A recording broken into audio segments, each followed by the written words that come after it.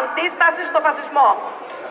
Άλλωστε, η αντίσταση στην Ελλάδα αποτέλεσε μέρος του ευρύτερου αντιφασιστικού αγώνα στην Ευρώπη.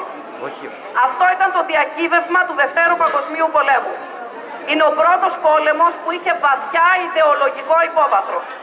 Επρόκειτο για πόλεμο φασισμού και αντιφασισμού και ως τέτοιος πέρασε στην ελληνική και ευρωπαϊκή ιστορική μνήμη.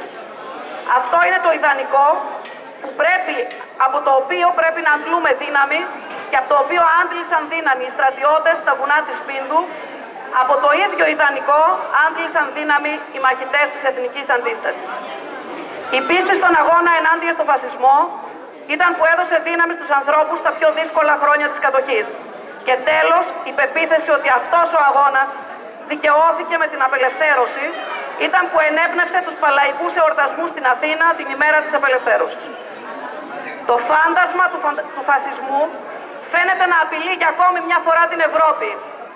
Με διαφορετικό τρόπο βέβαια, παραδείγματος χάρη, ξενοφοβία, ρατσισμός, που δηλητηριάζουν την καθημερινότητά μας. Για άλλη μια φορά η χώρα μας και η Ευρώπη οφείλουν να πούν ένα δυνατό νέο όχι. Ο Υπουργός